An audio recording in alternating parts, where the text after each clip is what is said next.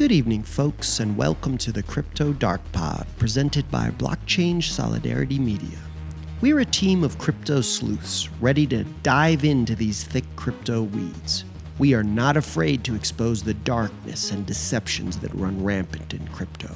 From government and corporate tyranny to the scammy scammers and celebrity influencers, the Crypto Dark Pod team is more than ready to explore all the systematic and psychological tactics, the tricks and misdirection deployed on this new blockchain technology that makes prey of everyday people on the regular. We must be informed and vigilant. Together, we can learn to defend ourselves from these scamming hijackers, which is why we at the Crypto Dark Pod invite you to join us on our exploration into the dark sides of the blockchain. Go get your flashlight. Welcome back to Crypto Dark Pod, everyone. Thanks again for joining us. We're back with our friend Buckcoins. Buckcoins, how are you? All good, man. All good in the hood.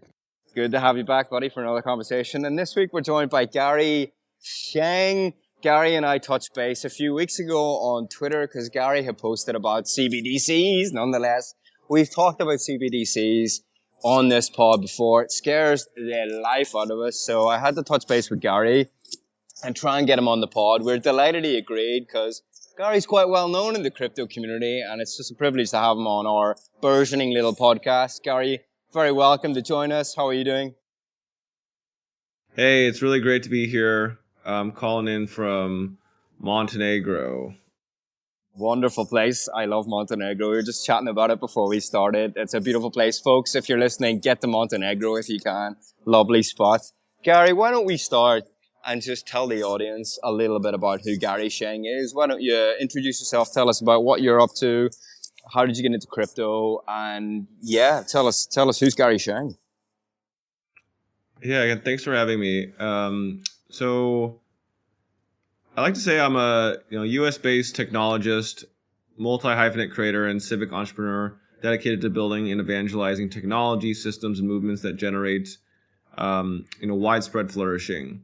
And it's often kind of hard to describe what I do because I do so many things. Like, I wrote this article the other day, like it's high time to fund the Inbetweeners, because I'm sort of an in-betweener.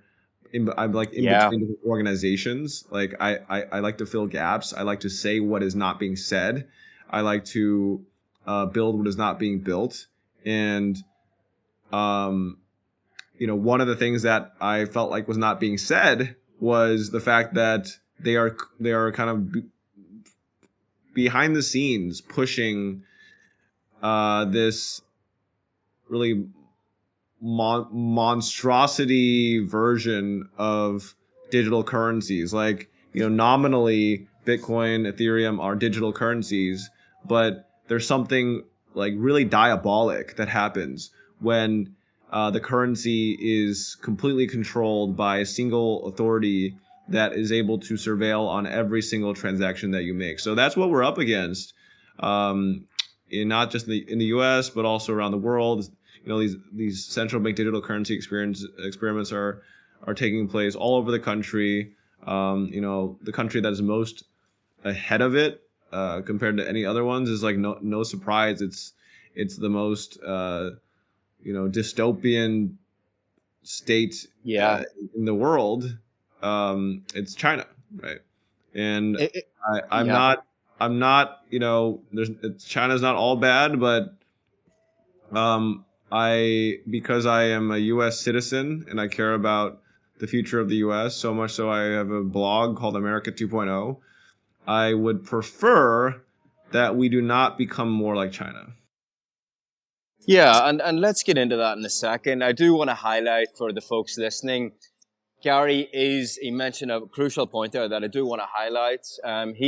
These in-betweener folks who play this role in crypto, highlighting things that aren't being focused on, because in crypto, people tend to go into their niches and highlight what, these certain niche points. We do need to fund the interlinkers. We need to fund the people that are highlighting pieces of information, touch points that aren't being highlighted. So guys, support Gary, follow him, check out this Inbetweeners thing and follow him for that, because that's so important. And I just want to, because it's an interesting point, your nick, and we'll go jumping back to CBDCs in a second, but your nickname is the Web3 Barber. I thought that was, I just wanted to pull that out because I wanted to hear that story myself. Where did that, just briefly, where did that come from, Gary? Alex, that's a good question. So it came actually pretty recently, but it really accurately described who I am. So I was like, I'm gonna embrace this. So if you think about what, like, not saying many people think about what a celebrity barber does or is, and the significance of a celebrity barber that's cut your hair, but like a celebrity like low key, who knows everyone? Like of like Yeah, a wide yeah. a wide diversity. It's the guy that, like, everyone needs a nice haircut. Of like all kinds of like powerful people need a nice haircut. Presidents, senators, Grammy award winning artists, entrepreneurs, big funders, art, like creative people, etc. And what happens if you are someone that provides a service to all kinds of people? All kinds of people if you become well known for making them look good with a haircut, right? And so I've just, in a short amount of time, really, in the year and a half that I've been mostly or entirely full time in Web3, I've helped a lot of people look good. I like that. That's such an interesting. Yeah. Go ahead. Well, just often completely unpaid, because I believe in these things, and so I build a lot of goodwill, and that just creates this kind of virtuous cycle where people want to help me because I help them, and I keep helping, and I become more valuable because I have this network. So I decided to embrace it because it's kind of nice to be known for knowing everyone and having like the ability to make anyone look good.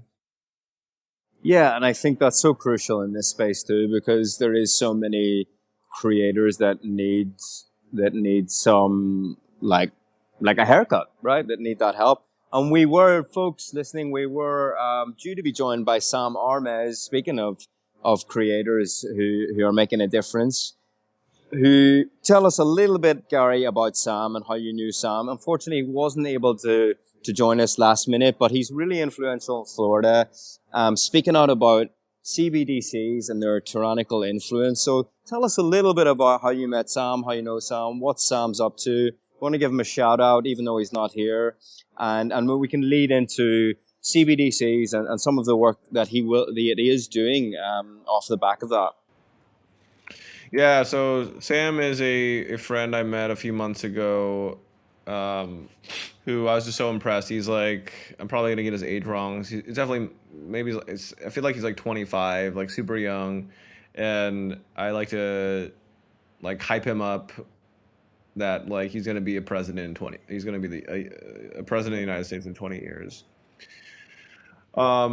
He is part of why I feel that this is the case is because, yes, he cares about crypto, but part of why he picked crypto was because he saw that as like an issue that was going to grow in importance over time.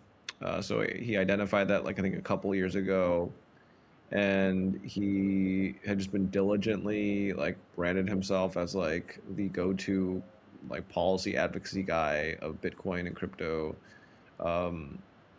And that's paid off. Like, he's like helped pass multiple Bitcoin and crypto related legislation in Florida. That's part of how he did that was building relationships with state legislators and the governor of Florida's team, who had to, like, of course, like sign these bills into law. So I think that he's built this network and skill set that, in the local setting, by the way, within an industry that ironically is like hyper global,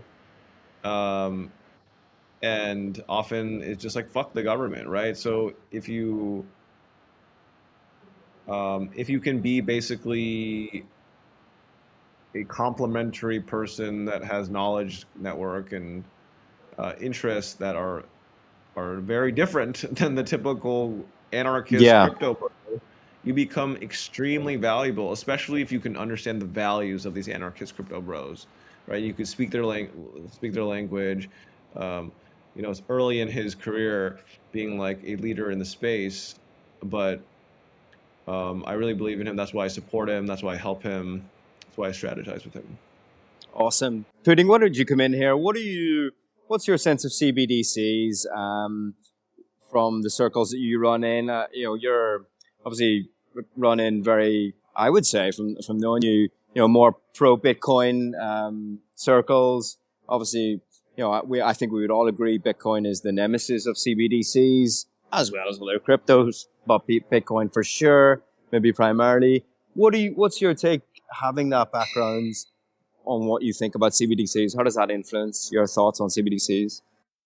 Well, like being here in Guatemala, I feel that the wave of CBDCs will hit us later. Is what is it that I kind of see the wave is coming, and the battleground places are not where I'm at currently. I don't think if America Yeah. goes down that route, it'll be a few years later that it hits over here.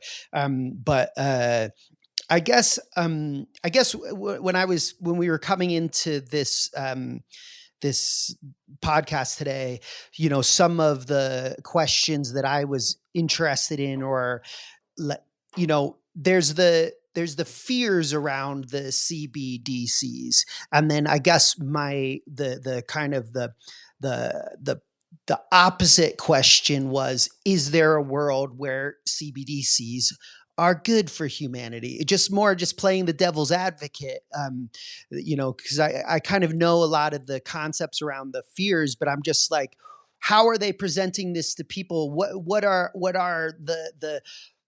the maybes? Maybe this isn't the worst thing for humanity. I mean, I don't necessarily think that, but it's more to just posing it as a thought process, or like, what is the alternative? Like, how, in a way, it's like, how are governments trying to sell this so that people buy Yeah. it?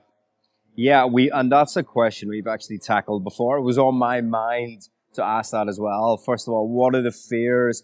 Like, what are the worries around this? And then what is their propaganda to entice people into this, even though, like, overwhelmingly people should fear these? And we've asked that question before on this pod, and one of the roots is that they're going to offer people a set amount of free money every month to suck them in, and then that's how they get everybody in. But let's explore that. Gary, what do you think? Let's start off with the terrors, then let's explore that with Pudding's question there. Like, what frightens Gary Sheng at night about CBDCs? What really worries you? Is it the loss of economic freedom, political freedom? What is it you think that's the most scary thing about CBDCs, Gary?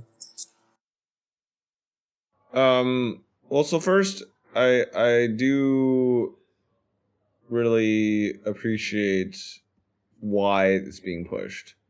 I think the argument is banking the unbanked. It's tighter control of the monetary system, and banks can't be trusted, so we should Right. further centralize things. I think, like, you have, but the thing is, you have to believe that. You have to believe that more centralized authority, tightly controlled, is the answer. And I just don't really trust the government to be like dictators. Like, because, like, again, so I appreciate Pudding's like devil's advocate thing. It's like ironic that it's called devil's advocate. It's like, who wants to be the devil's advocate? The devil's advocate, but Yeah, that's true. but yeah, it's like a premise that I'm not. It's hard for me to imagine why I have any reason to trust the government to be wise, benevolent dictator. We don't have any evidence for it. I mean, the last We don't have decade any evidence. yeah. Yeah. I mean, So- why would anyone trust the government or banks? Yeah, people say it's one and the same anyway. Exactly. And the point of a well-designed currency system is that you don't have to trust like a human for it to work, right? Like a really smartly designed system is super like not naive to human nature, right? It's like resistant against attackers that want to like hijack the system, et cetera, et cetera. Like all the different ways. Like there's just so many geniuses in the crypto Web3 space that are just like constantly debating like how, the best way to create like a attack resistance currency, like the most legitimate currency. And different people have different arguments for what makes a currency more legitimate and fair and equitable, whatever your values are. Yeah. Like that's the beautiful thing about the crypto Web3 space. It's like I personally am not arguing that Bitcoin is the one true money. I think actually the answer is a plurality of money. But like, I agree. Okay, the conversation about CBDCs, which I think I've cleverly renamed NPCs. NPCs use NPCs, right? NPCs trade freedom for NPCs, right? Well, so what's NPCs? So I have an article that I wrote saying one of the keys to helping people understand how shameful it is to accept CBDCs is to label CBDCs as $ NPCs, non-player. Right. Oh, right. Yeah, I'm with you now. Yeah. Yep. Yeah. Non-player characters. The idea is that CBDCs threaten freedom and could turn users into predictable, control to non-player characters lacking intelligence, agency, and free will. So we basically have to make people feel ridiculous and stupid and non-agentic for just passively accepting this thing. But anyways, back to my like, why do I believe in like decentralized currencies and like in just because it's all about like free competition of what the better currencies are, and also there's different currencies for different situations. Like if you want to create a currency for cat lovers that love to post cat pictures online, like you could conceivably create some kind of cat coin value system for that. Yeah, absolutely. Yeah, it's like you create a currency for whatever ecosystem of people have shared values, and of course, like you have to figure out how to make it like not less manipulable to people that just want to pump and dump it. But like that's what people are actively innovating on. Like there's just so many beautiful experiments happening to create these like. Eventually, we're going to identify more and more sustaining currencies. I think a lot like the vast majority of cryptocurrencies are going to die, but it's just like innovation hotbed. And I agree. The opposite of that is trusting Gary Gensler type people to be like benevolent dictators. When like if we just look at Gary Gensler, he's someone that has extremely corrupt ties to like the worst people in the world. SBF. Let's be honest, all of these people in office are all are working towards an agenda that isn't pro-freedom for the average guy out there. Anti-human, anti-people, exactly. People say pro-profit, pro-power, whatever. The two things are the same thing when it comes to them. Let's dive into the dystopia before coming back up for air here, because I think it's important for everyone not to blow smoke and worry people like too much, but I think it's important for everyone to realize just the extent of the dystopia if we go down this route, so that people can kind of wake up before they fall into the NPC role, I guess, which, let's be honest, and we'll touch on this, it's so powerful that, we're maybe a lot of us are susceptible to it. Let's delve into the darkness here a bit more. Like this is a tool, Pudding, isn't it? Where if they have utter control and total control, they can gamify this to control every part of our lives, right? Do you see how they could really control every part of our lives through this mechanism? Well, yeah, I mean, this is for me the end Yeah. big fear is okay. So I bought a bunch of things, and I've got some old electronic equipment or whatever, and I want to just have a garage sale, and I'm out front just getting rid of stuff in my life that I've already paid for, and whatever taxes had to be paid were paid. And now, I made $1 on a stupid pair of shoes, and somebody bought a $10 TV, and then they just are automatically taxing that. I mean, for me, these become these like silly but real truths. Like when you have access to every single dollar and the chain of where that dollar goes in real time at all times, you can't even sell your old dentures. Have you got a pair of dentures to get out there in the boot sale, dude? Is that was I a will I will have Freudian slip? I will have dentures eventually, and I might want to sell them with Yeah. non-taxed. Yeah, get the government out of my mouth. Yeah. Yeah. Well, and this is the other thing. Not only can they creep into our personal property, never mind our private property, and take away our breathing freedom, like literally stranglehold us, but let's just say, and we touched on this example before, let's just say Gary Sheng wants to go out and spend his monthly allowance of CBDC, and he spends it on a packet of cigarettes and a 6-pack of beer for a party at the weekend. And then on Monday morning, he sees a message from the government, Big Brother, that says, "Hello, Mr. Sheng. We saw that you spent your CBDC on cigarettes and beer. You will no longer be able to vote in the next election." Okay? What is stopping that? I mean, is this the eventuality of it, wherein they decide how you spend their money, and then they decide how you are to live thereafter based on it? What do you think, Gary?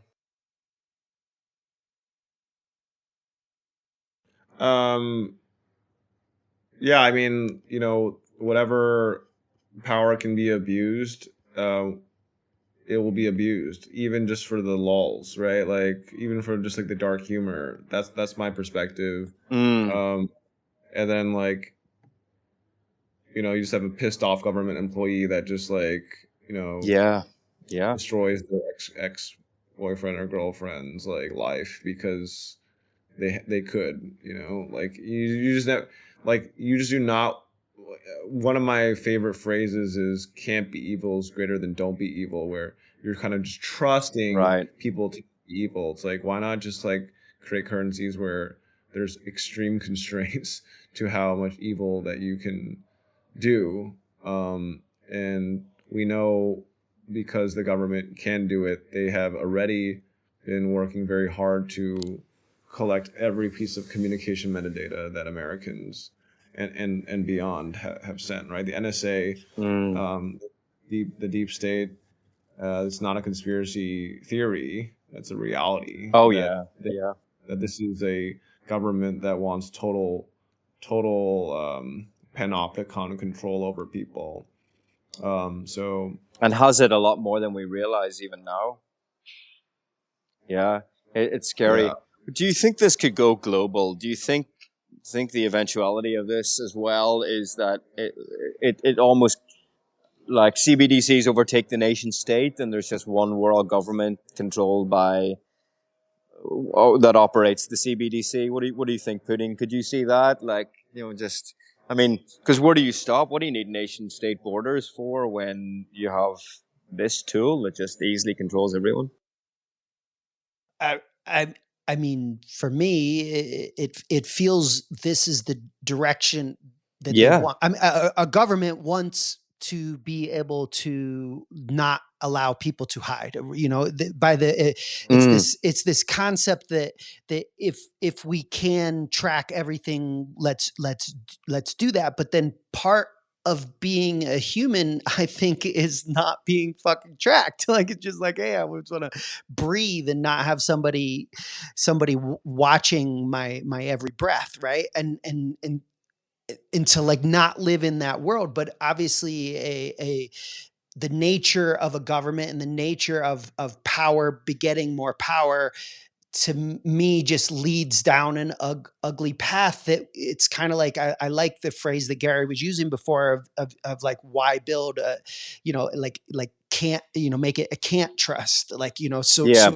so I mean, for me, it's really clear that you don't want this, and it's clear that we're going into a battle, and I'm on some level where we just hope that people are awake enough to be like, hey, it's going to be better for us to keep real money and to not have everything be digital. And this is the hope that I have, but I don't know how hopeful I am.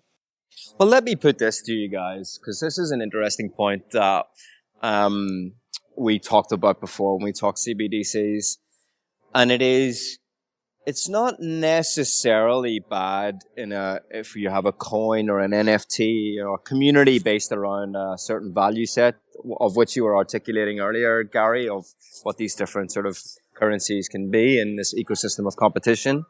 Like, a community can decide sort of its protocols, its rules, and if you don't, if you don't abide, I guess, by those community rules, there has to be some sort of limit, and you can exit yourself, or I guess the community in a DAO maybe might put you out. Who knows?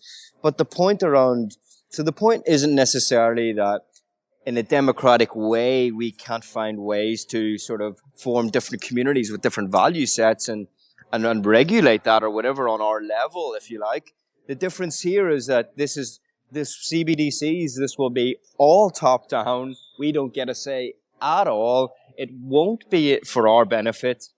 It will be power corrupts, and it will be all encompassing and totalitarian. So do you see the differences there? There's nothing wrong necessarily with the first bit. It's the second bit that makes all the difference. What do you think, Gary? Yeah. I mean, I can just see this going wrong in so many different ways. Also, just I mean, this is just like what's already happening without CBDCs. You have a right-wing government banning books from the left, and then you have left-wing governments banning like a bunch of other stuff that is associated culturally with the right. And like, okay, what happens when you give both of these parties the power to ban things, right? Like, okay, the aggregate sum is not like, it's not like a positive check on balances. It's just like more things get banned. You know what I mean? Yeah. It just gets added, it just gets added to the source code of this CBDC. Like, okay, more things are banned now. Because and there's in this like pendulum swinging of like, okay, now we're banning this, now we're banning this. Yeah, absolutely. And ultimately, what do you guys think? Like, most people who are anti-establishments, who aren't necessarily partisan but worry about the system, see that the deep state has its own incentives, and they play this culture war of right and left against each other. And so there'll be you could eventually see how like a uniparty sort of totalitarian government just bans freedom for everyone who just doesn't fit its core purposes. Do you know what I mean? This kind of deep state role where, it fulfills its own sort of interest and plays everyone else against each other, Right. And by the way, I didn't even think about this. This is a really good conversation. I didn't think about this. If every transaction is just on some ledger, with all the fucking metadata in the world, you can basically create a whole censorship structure layered on top of the CBDC in a way that's not like directly programmed. So like, imagine like you just kind of want to covertly ban people that engage in certain behaviors. The mere fact that like that, like you could access like, okay, these 1,000 people are still drinking beer. Let's like lower their credit score. Oh, like, yeah. Just because like you could buy that data pretty easily because it just exists out there. That's really fucked up. Yes, Like I think, yeah. So I it think, might not necessarily be the government telling you directly that they're banning you. It might be a corporation that somehow got that information from the government and exactly. limits your freedom, and you don't even know about it. You're just suddenly not allowed to do stuff, and yeah, that's really Yeah, exactly. insidious. Yeah. Well, let's just look at social media platforms as like, messages as its own for communication as its own form of currency. There's all this metadata about how we're communicating, and like, I'm sure you've heard this a million times, like shadow banning and banning is real. I've been shadow banned Oh yeah. like up the in various parts of my life, and it feels really gross. And I know why they're doing it, because they see me as like a threat to the establishment, and or just like they've justified for some reason that the things I'm saying are unpleasant, and they want to down regulate it, right? Pudding, what do you think here, Annie? Do you want to touch back on, just to come full circle, on what's the devil's advocate thing that you've been thinking about outside of this? How would the government sell it? How will they sell it? How are they selling it? I mean, this isn't just some futuristic sort of, oh, this is happening in 20 years' time. This is happening as we speak. They're already in the fiat system limiting what people can do with their money. They're even their fiat money, they're looking into $600 transactions. They're stopping your if you go out and protest against the government, they're stopping your access to money and all the rest of it. So we're already seeing the tentacles come in. This is very real for folks, for all of us. What ways are you seeing that they'll sell it? What ways are you thinking that people could buy into it and all the rest of that? Well, yeah, this ties into, it's the same basic question. Like, how is this going to be sold? What are the government positives, or whoever is pushing it? What are the supposed positives? And then really the question that I have is what type of realistic timeline are we on, and what are the likelihoods? What are the percentage likelihoods? Like, what are the likelihoods that we as a society could say, no, we don't stand for this? What are the likelihoods that it's coming no matter what we say or do, no matter how great the protest? This is, for me, I guess, the points of interest. I don't have these answers. It's more projecting into the future timelines, and how it will work, how it will be presented, and if there are avenues to, one, slow it, to stop it. What are those? Really provocative questions. Any answers, Gary? So difficult. Sorry, answers to what So specifically? let's pull out one. Like, how close is this to becoming like a mainstream reality for everyone, where they actually start going, now within the next month or in the next 3 months, we're going to be depositing $1,000 worth of CBDC into everyone's bank account, but here's how we want you to spend it. I don't think the answer, in my own opinion, with the rate the US dollar is going down, I would say maybe 18 months, 2 years. Let's see. But I think that's definitely how they would do it. They'll airdrop money into everyone's bank account, but they'll put restrictions on what you can do with it. And they may not be tough restrictions. They'll be easy ones that not a lot of people have problems with. But then that's the gateway drug. We have to do wargaming here, and this is what Sam's doing. I can't be there because I'm in Montenegro, but we have to do wargaming about like how they're gonna sell it. They're gonna bribe the populace. It's obvious what they're gonna do. If that's what I would do if I was selling it. And this is also why NPCs basically saying anyone that just accepts this money is a fucking non-player, not like a non-human. It sounds kind of brutal, but do you see why that's my strategy? And also like why I call it a diabolic technology. If you just reference the Bible, like Diablo, the devil, comes looking like an angel. Like I'm being very precise in my language. Diabolic technology, diabolic benefits. It sounds great. It's like it allows you to it benefits your life in the short term, it kills you long term. Yeah, it's the what is it? It's is it the devil's bargain or something? You sell a little bit of comfort now for total. Faustian bargain or The whatever. Faustian bargain. That's the one. That's the one. The only difference I would have with you there is like the people who will readily accept this, and we've had this discussion before. Jump in what you think here as well, is like I just think the system of propaganda that is all at its height, as we've seen with so many recent events. There's just so many people getting about their days. They're not worried about these questions. They just need comfort in their lives to support their families. They're not thinking and don't have the time to think on our level. Now, everyone, people may differ, but this is just my opinion, that they will be so susceptible to this and their propaganda and all the rest of it. So how do we fight the propaganda? How do we get them back on our side? And do we build an army of people against this? I think we have to bring people on board and educate. It's just so difficult to do. What do you think? I mean, this is, as I'm listening to Gary just then, this bribing of society, what it does in my own brain, and this is just raw honesty. Like the deck is stacked. If they drop $2,000 into my account, I'm against this. Do you know how hard it would be for me to be like, no, I'm not going to use that? It's like, it's just like the truth is I'd be like, oh, sweet, I got $2,000. Oh, crap, it's this stuff. Oh, well, it's still $2,000.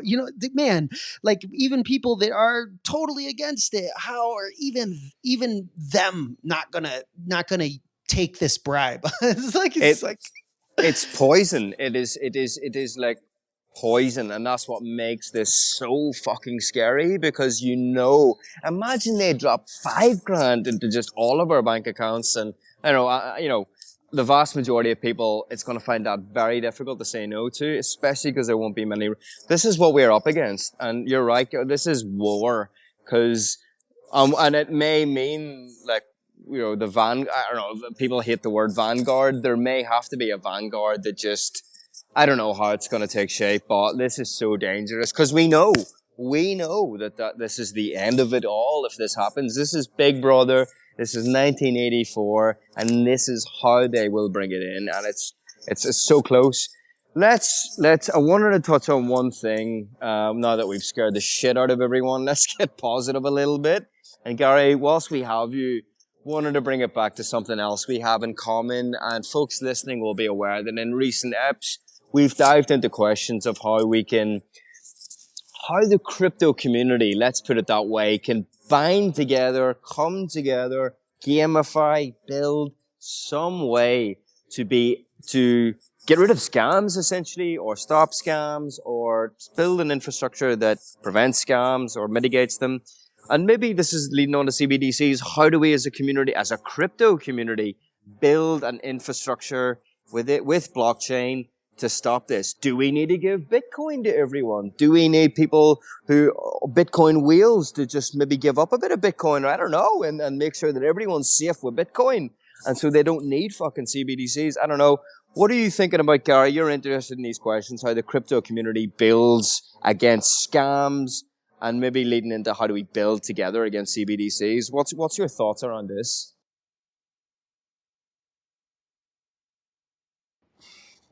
It's maybe they're more related than I'm immediately putting together, but so scams are going to, actually they're probably pretty related actually. If I wanted to take down crypto, I would create a bunch of fake accounts to pump and dump projects that are trying to be legitimate, and I don't have any proof about what's what is a deep state takedown operation, but I suspect a lot of that's happened, and you kind of have to treat these as like almost like, I know the network state has a particular meaning, but like I'm just using it in a particular case of like you have to defend yourself, like you have a military of your blockchain or your Web3 project, and assume that people that are anti-crypto are trying to manipulate your project and take it down. Yeah, so I guess that's the connection, and part of how you avoid that is you like the whole crypto industry has to level up and expect a lot more from people that participate in the projects. Like they have to prove their unique humanity. And part of how and how you do that is it goes way beyond like the traditional ways of verifying who you are, like having a Google account, like Twitter account, a LinkedIn account. These are okay, but it also kind of requires you to dox yourself, and there's own trade-offs. And it's actually quite easy to create like a LinkedIn account with 1,000 connections now. Like I've been duped before by very real looking LinkedIns. So the key is like, you know, people smarter than me figuring out how to create real trust networks where that are kind of built on the foundation of people regularly logging the real things that they're doing so that they prove that they're a real person. Again, there's a lot of complexity on how you get that right, but basically you'd want to create you'd want to be logging what is called attestations, which is a new primitive that has been rolled out and is improving over time with Ethereum as one example of a chain that has attestations. And it basically like, hey, like I went to this event and other people can attest that I was there. Imagine like 1,000 of these stacking up, right? Like it's very easy to kind of suggest if however it is calculated, I have a bunch of friends that have been attesting to these various things that I did. I think that's interesting. I'd never thought about it from that angle before. I think we'd always maybe talked about it with how do we build sort of, I don't know, like a network of nodes who like pinpoint the scams and come together to really make a collective effort to spot the sort of warning signs, red flags, bad white paper, pump and dump, this kind of thing. But this thing Gary's saying here, where you actually sort of, you know, pinpoint the suspected scammers and individuals who are supposedly running a legitimate project and get them to attest on chain or whatever who they are, what they're doing, and then the whole community sort of affirms that or not, then that's an interesting. What do you think, Pudding? Does that sound interesting? I mean, it definitely does. You know, we've been going through this over the last weeks, and you know, I've been doing a lot of exploring into just scams in general through this podcast, but just in private, and what I'm coming to the conclusion is scammers going to scam. They're going to find a way around it. They're going to find like. I'm not saying that Cat chases the mouse. I'm not saying some idea like this couldn't work and we wouldn't like say be able to circumvent certain scams or figure out ways to like not get caught up in it. But then how do you get the information out to people? So like, hey, I demand that this before I purchase this coin, I want to see attestations. You know, this takes education. And at the end of the day, what I keep finding is that nobody's getting busted. There's no consequences. People are scamming and they're scamming again and they're scamming again. And, you know, go try to go find actual situations where people have paid any consequences for their scams in the crypto sphere. Man, good luck finding even a few. Well, so maybe, but I think people will get away with scams forever because as long as people create scammable projects, that's going to be the case. So I guess I challenge y'all to think about like the projects that do demand a very high bar of trust, like trustworthiness. And again, people smarter than me are thinking about this, but it's like a mix of a zero knowledge government ID. It's a mix of attestations that like prove that like, okay, this person zero knowledge proved that they were at like 6 like major crypto conferences or something, and they held like these jobs for this long. They have these legitimate GitHub repositories. Like the ball. It's a matrix like, of things, isn't it? It's really just a it selection of is. so many different things. There's no one It golden is. bullet. Yeah. Yeah. Oh, 100%. And that's the whole point of Gitcoin's passport product, which is a meta aggregator of identity markers. So, y'all are actually getting me more excited about this product that I Yeah. actually get Yeah. paid to That's good to hear. promote, That's good to hear. which is funny. And there's definitely a lot more work that we need to do on the passport team to This actually- definitely seems like the right direction. In instead of trying to catch people all the time or warn people about a specific thing, it's more like just push them to here. Go to this direction, because here's where you can prove and see what you're actually thinking about investing in. Because if they haven't joined this, we recommend you don't. If they don't have a certain amount of attestations, or you go to this site and you can look at companies that are doing legitimate business and have proof behind it, pushing people in that direction rather than trying to like call out all the scams, because that's never going to end. All those scams are just, they're going to keep going. How about this as an idea to finish on, because we do have to dash soon. It just seems like this should be a public good. I think everyone probably would agree that in a way, this sort of anti-pump and dump, anti-scammy, even anti-CBDC dystopia, throw it all in there. Everything that's against the people, right, and freedom and everyday people and all the rest of it should be a public good. How we get there, how we fix it, let's have the debate, throw many different things at it. Maybe a decentralized pro-crypto army of sleuths and, I don't know, people's police out there in the community to find solutions to all this and track down the scammers. There's many different solutions. Let's keep having that discussion, but we should fund it. We should fund in-betweeners like Gary who are thinking of these ideas, and other people who are leading the way on this. And,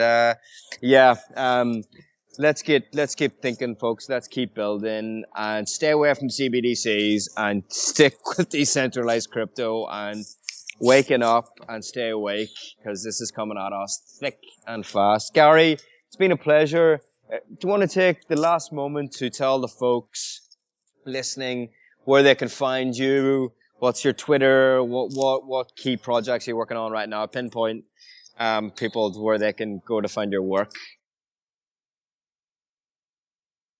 Thank you so much for the opportunity. I really enjoyed just thinking through, reflecting on a lot of these topics that have just been really top of mind. And honestly, I feel like trying to explain it and just think through, devil's advocate, etc., on these topics of CBDCs, politics, scams, the future of crypto, has really like helped me crystallize a lot of things. You can find me on Twitter, twitter.com/Gary Sheng, SHENG. You can DM me if you think there's a reason why we should be talking. If you want to help out with the crypto policy stuff, I am talking to some big players in the space. I will not reveal more until I can for sure say, but I don't know what's gonna. I guess the final thing I'll say, I don't know what's gonna happen in terms of like whether we can prevent the Elizabeth Warrens of the world from winning. But I think that maybe here's like maybe this is even just a message to myself. If America goes down, we still have all this sort of philosophy of what we want in a country, and we can just build it elsewhere. I don't say this as like a doomer. I say this as someone that is smart in planning for the future. Where like I'm in Montenegro, the Montenegro government is so receptive and excited to attract the top innovators in the world, right? And I kind of want to make a caveat, like even if Montenegro thinks it's like the right thing to do to have a digital currency for their country, I'm like, oh, John, what's up? That's so funny. One of my friend, my friend who introduced me and Sam just jumped on. Oh, wonderful. Hi, John. We're just finishing up, but you're welcome. Yeah, we're just finishing up, and maybe we can get him on a separate podcast because John's pretty brilliant. He's done a lot of legal work for Uniswap and a bunch of other great projects. But John, I'm just ending off by saying, like, even if the U.S. goes down and it's like because of deep state bullshit, there's so many countries that are so excited for the top innovators and decentralized currencies to come to their country and proliferate innovation. So I think there's like almost like regardless of like a lot of what happens with Gary Gensler and stuff, there's going to be just so much innovation in the world altogether. And I think it's important for Americans to not be like fight like hell. Fight like fucking hell for America's future. But if this America, yes, it's the people, but it's also the government. And like if the government does not prove that it has what it takes to be a leader in the future, like I can't blame anyone for saying I'm out. I might be out. I don't know. I have a fucking Substack called America 2.0. I might be out if they ban crypto. Fuck it. I think we all have to think about what if they continue in charge, and we don't take the baby, the good stuff, and chuck away the bathwater, which is the deep state. If you like, keep the good things, the decentralized democracy, the power to the people, all the rest of it. We have to take that elsewhere if it's just going to go down. So I agree with that. We have to dash. I'm sorry, John, you've arrived late, but we'll maybe get you guys back on to talk about this or other topics again, because it's been an absolute pleasure. We have to dash. We're going to join a colleague to do another pod. Guys, it's been an absolute pleasure to have you on. Gary, thank you so much. Yeah, and, thanks, Gary. Real awesome. Real awesome. Awesome chat. Absolutely. Thanks, guys, and have a great evening. Cheers for listening. Thanks. Bye.